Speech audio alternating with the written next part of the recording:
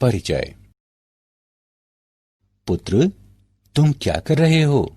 पिताजी, हमारे अध्यापक ने मुझे खाद्य उत्पादन संवर्धन कार्यनीति पर कार्य दिया है, लेकिन मैं इसे समझने में असमर्थ हूँ। क्या आप मेरी सहायता करेंगे? अवश्य बेटे, हमने खाद्य उत्पादन की वृद्धि में बहुत सी तकनीकियों का प्रयोग किया है। अच्छा, पर कौन सी विधियां पिताजी? हम उन प्रजातियों का प्रयोग करते हैं जिनकी उत्पादन क्षमता उच्च होती है। क्या तुम विस्तार से जानना चाहोगे? हाँ पिताजी। इस अध्याय में आप सीखेंगे कि मानव जाति के लिए भोजन के उत्पादन में वृद्धि किस प्रकार की जा सकती है। उद्देश्य। इस पाठ के अंत में आप निम्न करने में सक्षम हो जाएंगे: पशुपालन की व्याख्या करना, पादप प्रजनन एवं इसके प्रकारों का वर्णन करना, एकल कोशिकीय प्रोटीन को जानना, ऊतक संवर्धन की व्याख्या करना। पशुपालन। पशुपालन गाय, मवेशी, बकरी आदि जैसे घरेलू पशुओं की देखभाल करने का विज्ञान है, जिनका उपयोग मुख्यतः भोजन या उत्पाद के स्रोतों के रूप में किया जाता है।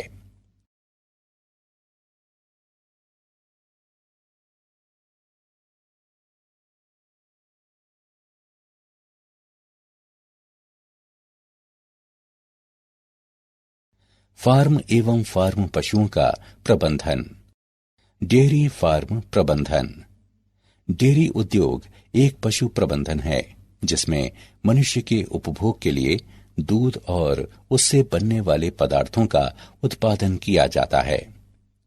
दूध का उत्पादन मुख्य रूप से पशुओं की नस्ल की गुणवत्ता पर निर्भर करता है। उत्पादन क्षमता का लाभ लेने के लिए निम्नलिखित बातें आवश्यक हैं। पशुओं के लिए उपयुक्त आवास की व्यवस्था होनी चाहिए। चारे की मात्रा व गुणवत्ता को ध्यान में रखते हुए पशुओं को भोजन वैज्ञानिक ढंग से दिया जाना चाहिए। पशुओं को प्रचुर मात्रा में पीने का पानी उपलब्ध होना चाहिए। पशुओं की देखभाल इस तरह हो कि वे रोग मुक्त रहें। पशुओं एवं उनके पालकों दोनों की गहन स्वच्छता और साफ सफाई बहुत आवश्यक है। कुक्कुट पोल्ट्री फार्म प्रबंधन। कुक्कुट आदि से तात्पर्य उन पालतू पक्षियों से है जिनका उपयोग भोजन अथवा उनके अंडों के लिए किया जाता है। कुक्कुट आदि में खास तौर पर मुर्गा, मुर्गी एवं बत्तख और कभी कभी टर्की तथा कलहंस आते हैं।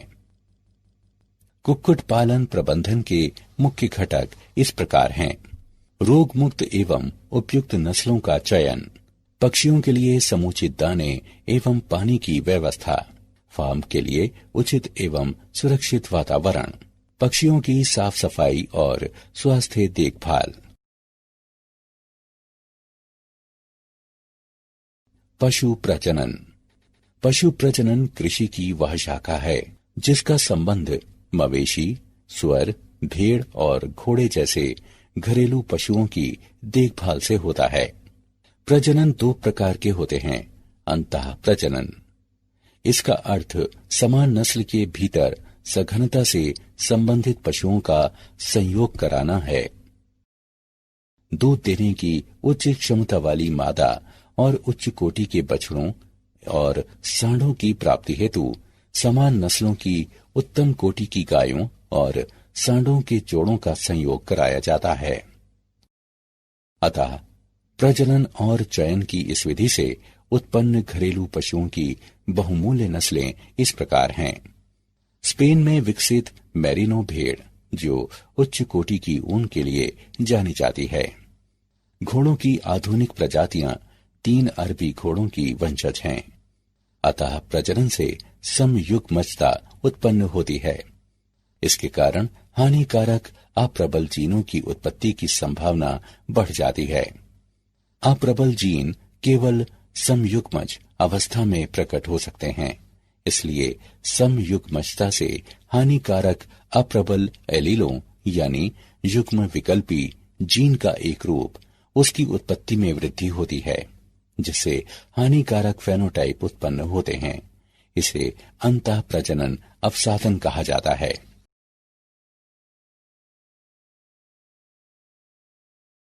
बाह्य प्रजनन, इसका तात्पर्य समान या अलग अलग नस्लों या यहाँ तक कि अलग अलग प्रजातियों के भी असंबद्ध पशुओं के संयोग से होने वाले प्रजनन से है। इसके निम्न प्रकार होते हैं। बाह्य संकरण, एक ही नस्ल के भीतर पशुओं के समागम की यह क्रिया बाह्य संकरण कहलाती है, किंतु उनकी नस्लों में 4 से 6 पीढ़ियों तक उनके पूर्वजों का कोई संबंध नहीं होता। इस संकरण में उत्पन्न बच्चे को बाह्य संकर कहा जाता है। एकल बाह्य संकरण से अंतः प्रजनन अवसादन से बचाव में सहायता मिलती है। प्रजनन की ये विधि उन पशुओं के लिए सर्वोत्कृष्ट है जिनकी उत्पादकता और विकास की क्षमता औसत से कम होती है। संकरण, इस विधि में एक ही प्रजाति की एक नस्ल के श्रेष्ठ नर का दूसरी नस्ल की श्रेष्ठ मादा से संयोग कराया जाता है। इससे उत्पन्न होने वाले बच्चे में 2 विभिन्न नस्लों के वांछित गुणों के संयोजन में सहायता मिलती है। इस तरह उत्पन्न संकर पशुओं का उपयोग सीधे व्यवसाय हेतु उत्पादन अथवा नई और दीर्घजीवी नस्लों के विकास के लिए किया जा सकता है। बीकानेरी भेड़ों तथा मैरिनो मेढ़ों के समागम से विकसित एक नई नस्ल हिसर डेल संकरण का एक उदाहरण है। अंतराजातीय संकरण, यह विजातीय प्रजनन की एक विधि है जिसमें 2 अलग अलग प्रजातियों के नर और मादा का समागम कराया जाता है ताकि इससे उत्पन्न बच्चे में दोनों की विशेषताएं आ सकें। उदाहरणार्थ, नर गधे तथा मादा घोड़ी के मिलन से खच्चर की उत्पत्ति अंतः विशिष्ट संकरण का एक उदाहरण है। कृत्रिम वीर्य सेचन, ये वो प्रक्रिया है जिसमें प्रजनक एक उत्तम नर से लिए गए शुक्राणुओं को सुई के माध्यम से किसी चयनित मादा के जनन क्षेत्र में छोड़ता है। इस प्रक्रिया के लाभ, शुक्राणु का उपयोग तत्काल किया जा सकता है अथवा इसका संचय कर फ्रिज में रखा जा सकता है और बाद में जब मादा जनन की अवस्था में हो तब इसका उपयोग किया जा सकता है। जमी अवस्था में शुक्राणु को दूर उस स्थान पर ले जाया जा सकता है जहां उत्तम चयनित मादाएं हों। किसी श्रेष्ठ नर के शुक्राणुओं का प्रयोग कई मादाओं पर किया जा सकता है। इस प्रक्रिया का एकमात्र दोष यह है कि इसमें सफलता की दर बहुत कम है। बहुविध अंडोत्सर्ग भ्रूण अंतरण तकनीक यानी MOET, ये मवेशी में सुधार की एक विधि है। इस विधि के विभिन्न चरण इस प्रकार हैं। शरीर में स्थित रसरावी कूप की परिपक्वता और उत्तम अंडोत्सर्ग यानी एक चक्र में 6 से 8 अंडाणुओं के उत्पादन के लिए प्रवृत्त करने हेतु एक गाय को रसरावी कूप को उत्तेजित करने वाले हार्मोन जैसा हार्मोन दिया जाता है। गाय का उत्तम सांड से समागम कराया जाता है अथवा उसमें कृत्रिम वीर्य सेचन कराया जाता है। इस विधि में 8 से 32 कोशिकीय अवस्थाओं में निषेचित डिंब प्राप्त होते हैं जिन्हें सरोगेट मादा में प्रेषित कर दिया जाता है। इस तकनीकी का प्रयोग मवेशी, खरगोशों, घोड़ियों इत्यादि पर किया जा चुका है। कम समय में बछड़े बछियों की संख्या में वृद्धि हेतु इस तकनीकी से उच्च दुग्ध उत्पादन क्षमता वाली नस्ल की मादाओं तथा उच्च गुणवत्ता के मांस वाले बच्चे उत्पन्न करने वाले सांडों का प्रजनन सफलतापूर्वक कराया जा चुका है।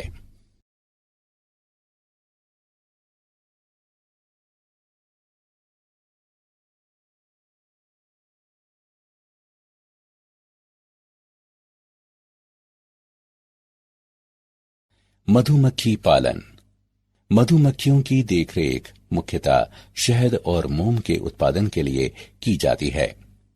शहद का उपयोग इन रूपों में किया जाता है। उच्च पौष्टिक आहार तथा आयुर्वेद में औषधि के रूप में, सौंदर्य प्रसाधन एवं पॉलिश उद्योगों में मधुमोम का उपयोग किया जाता है। मधुमक्खियों की एक मुख्य प्रजाति एपिस इंडिका है। मधुमक्खी पालन में ध्यान देने योग्य मुख्य बातें: मधुमक्खियों के स्वभाव आदतों का ज्ञान, मधुमक्खी के छत्तों को रखने के लिए उपयुक्त स्थान का चयन, मधुमक्खियों के झुंडों को पकड़कर छत्ते में रखना, विभिन्न मौसमों में छत्तों का प्रबंधन, शहद एवं मोम का रखरखाव और संग्रह।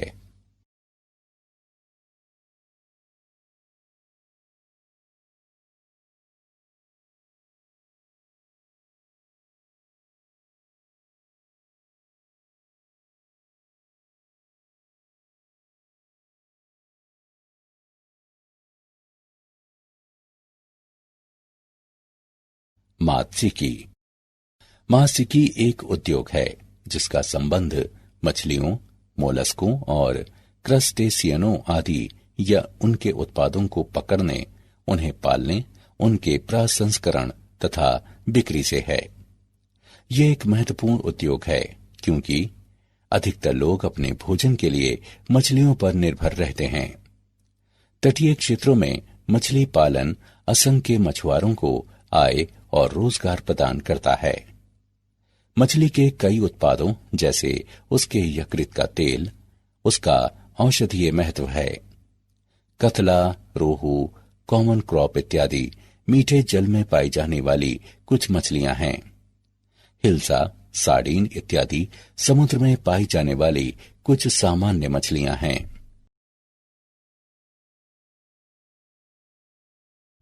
पादप प्रजनन। पादप प्रजनन विज्ञान की वो शाखा है जिसका संबंध पेड़ पौधों को मानव जाति के अनुकूल बनाने हेतु उनके परिवर्तनशील जेनोटाइपों से होता है।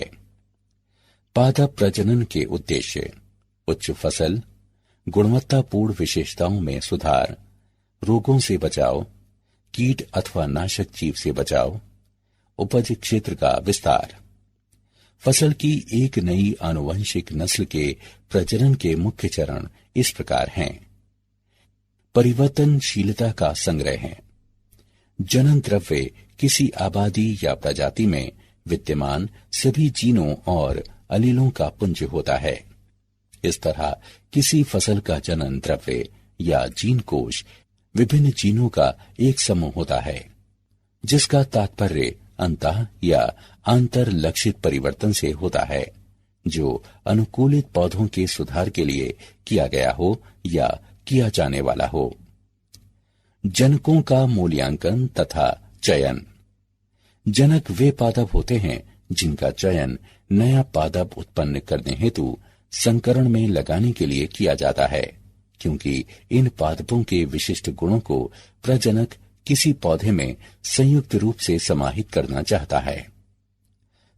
चयनित जनकों के बीच संकरण।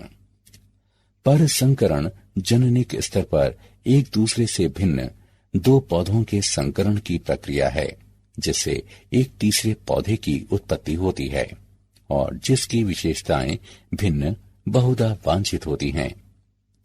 एक ही प्रजाति के पौधों का संकरण आसानी से हो जाता है और इससे उर्वर पौधों की उत्पत्ति होती है। दो भिन्न जातियों के पौधों का संकरण कठिन होता है और इससे प्राप्त पौधे आमतौर पर बांझ होते हैं। उत्तम पुनर्योगजों का चयन और परीक्षण। इस चरण में संकरण से उत्पन्न उन पौधों का चयन किया जाता है जिनमें वांछित गुण हों। प्रजनन की दृष्टि से ये एक अति महत्वपूर्ण चरण है।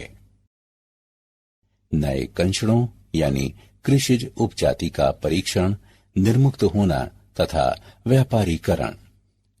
इस चरण में वांछित गुणों की संदर्भ में चयनित पौधों को शोध क्षेत्र में उगाकर उनका मूल्यांकन और आदर्श वातावरण में उनके प्रदर्शन का अवलोकन किया जाता है। रोग प्रतिरोधकता के लिए पादप प्रजनन। जनक पादपों की प्रतिरोधक और रोग संवेदी किस्मों का संकरण और फिर संकरण से प्राप्त पौधों से रोग प्रतिरोधी क्षमता एवं फसल की गुणवत्तापूर्ण विशेषताओं के लिए पौधों का सावधानी पूर्वक चयन कर किसी पौधे में ये गुण सन्निविष्ट किए जा सकते हैं। उदाहरण, बाजरे की एक उन्नत किस्म में बाजरे तथा अन्य घास के एक रोग यानी ग्रीन एयर को रोकने की उच्च क्षमता होती है। रोग प्रतिरोधकता हेतु पादप प्रजनन की विधियां। उत्परिवर्तन तब होता है जब किसी जीन में उसके आनुवंशिक संदेश यानी जेनेटिक मैसेज को बदलने के लिए परिवर्तन किया जाता है, जिससे नए गुण उत्पन्न होते हैं जो पूर्वजों में नहीं होते।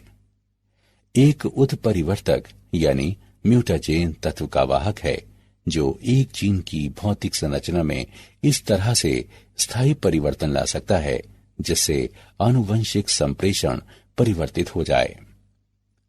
विभिन्न किस्मों के विकास हेतु उत्परिवर्तकों यानी म्यूटाजेन का उपयोग, जिससे खेती की उपज में वृद्धि हो सकती है, ये प्रक्रिया उत्परिवर्तन प्रजनन कहलाती है।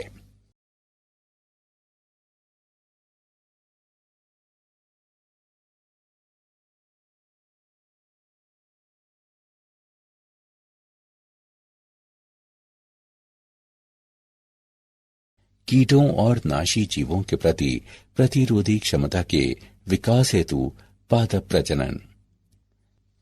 कीटों का आक्रमण खेती की एक गंभीर समस्या है जिससे फसल की हानि होती है और उत्पाद की गुणवत्ता में कमी आती है।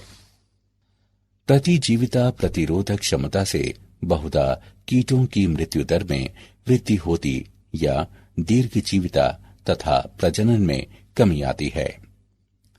कीट प्रतिरोधी शस्य उत्पादों की किस्मों का उपयोग आर्थिक, परितंत्री तथा पर्यावरणीय दृष्टिकोणों से लाभदायक है। उदाहरण, कीट प्रतिरोधी बीटी मक्का।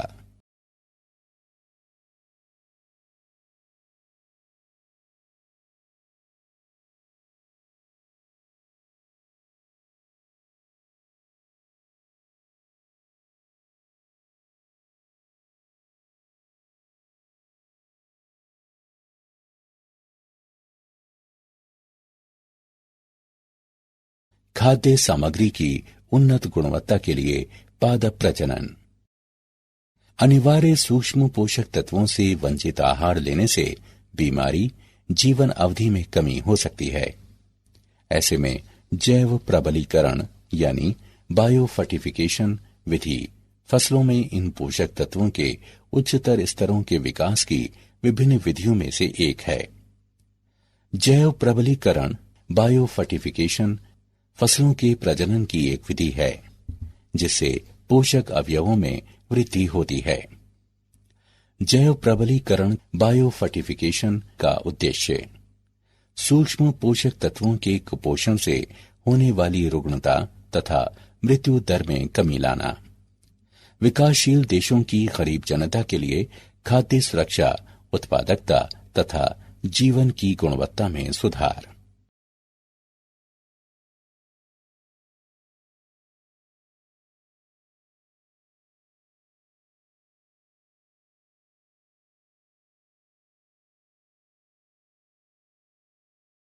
एकल कोशिका प्रोटीन एससीपी शैवाल, यीस्ट, कवक या बैक्टीरिया से प्राप्त होने वाले प्रोटीन को एकल कोशिका प्रोटीन यानी एससीपी कहते हैं।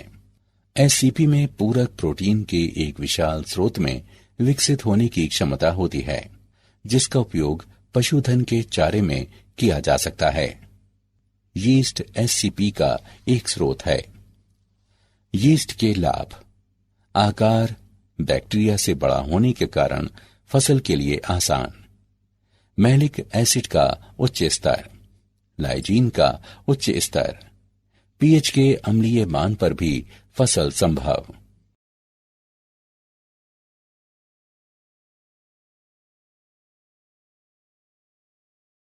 ऊतक संवर्धन: पूर्णतः नियंत्रित और स्वास्थ्यकर स्थितियों में किसी परख नली में करतोतकियों यानी विलगित ऊतक से किसी पादप के प्रवर्धन को ऊतक संवर्धन कहा जाता है। विलगित ऊतक से नया पादप उत्पन्न करने की क्षमता एक कोशिका की अलग होने और एक नए ऊतक या अंग उत्पन्न करने की क्षमता टोटिपोटेंसी कहलाती है। ऊतक संवर्धन से पादप उत्पन्न करने की विधि को सूक्ष्म प्रवर्धन कहा जाता है। सूक्ष्म प्रवर्धन से उत्पादकों को उन पौधों के उत्पादन में वृद्धि करने में सहायता मिलती है जिनका प्रवर्धन अत्यंत धीमी गति से होता है। सूक्ष्म प्रवर्धन से विकसित पौधे आनुवंशिकता के स्तर पर मूल पादप के समान होंगे जिससे उनकी उत्पत्ति हुई है, इसलिए इन्हें काय कृतंक यानी सोमा क्लोन के रूप में जाना जाता है। अनुकूल स्थितियों में एक उपयुक्त पोषक माध्यम पर दो अलग अलग किस्मों से ली गई कायिक कोशिकाओं के जीव द्रव्यकों के संयोजन की प्रक्रिया को कायिक संकरण कहा जाता है।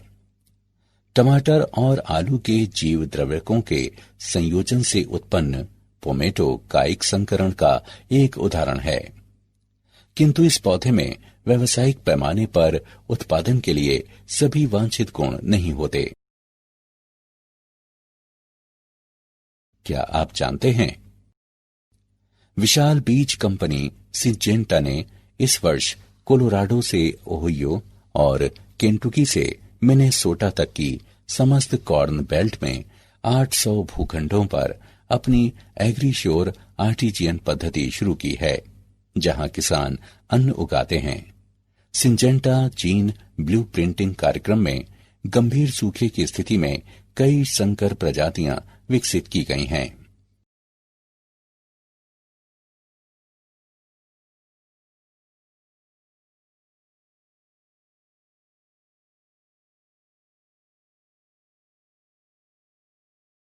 सारांश। आइए हमने जो कुछ सीखा है उसे संक्षेप में दोहराएं। पशुपालन घरेलू पशुओं जैसे गाय, मवेशी, बकरी आदि की देखभाल करने का विज्ञान है, जिनका उपयोग मुख्य रूप से खाद्य सामग्री या उत्पाद के स्रोत के रूप में किया जाता है। मानव भोग हेतु दूध एवं दुग्ध उत्पादों के लिए पशुओं का प्रबंधन डेयरी उद्योग कहलाता है। पोल्ट्री से तात्पर्य उन पालतू पक्षियों के संवर्ग से है जिनका उपयोग भोजन अथवा उनके अंडों के लिए किया जाता है। पशु प्रजनन कृषि की वो शाखा है जिसका संबंध घरेलू पशुओं जैसे मवेशी, सुअर, भेड़ और घोड़े आदि की देखभाल और प्रजनन से है। प्रजनन दो प्रकार के होते हैं, अंतः प्रजनन। प्रजनन की इस विधि में एक ही नस्ल के भीतर सघनता से संबद्ध पशुओं का समागम कराया जाता है। बाह्य प्रजनन, ये एक ही नस्ल के असंबंधित पशुओं या विभिन्न नस्लों के पशुओं अथवा विभिन्न प्रजातियों के पशुओं का आपस में मिलन करवाने को संदर्भित करता है। इसका तात्पर्य प्रजनन की उस विधि से है जिसमें एक ही नस्ल के या विभिन्न नस्लों या फिर प्रजातियों के असंबद्ध पशुओं का संयोग कराया जाता है। मधुमक्खी पालन मुख्यतः शहद एवं मोम के उत्पादन के लिए किया जाता है। मात्स्यिकी एक प्रकार का उद्योग है जिसका संबंध मछली, सीपियों यानी मोलस्क, कवचयुक्त जीवों यानी क्रस्टेशियन आदि को पकड़ने, उनका प्रसंस्करण तथा उनकी बिक्री से होता है। पादप प्रजनन विज्ञान की वो शाखा है जिसका संबंध पेड़ पौधों को मानव जाति के अनुकूल बनाने हेतु उनके परिवर्तनशील जेनोटाइपों से होता है।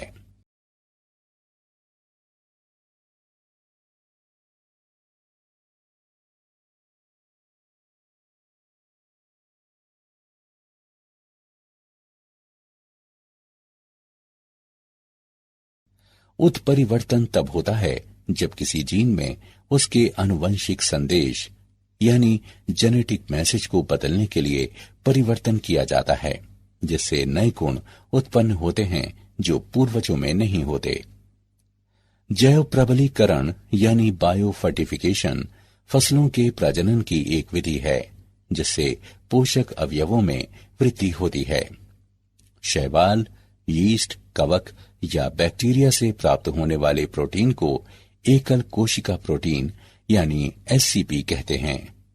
विलगित ऊतक यानी करतोतकी से नया पादप उत्पन्न करने की क्षमता किसी कोशिका की अलग होने और एक नए ऊतक या अंग उत्पन्न करने की क्षमता टोटीपोटेंसी कहलाती है।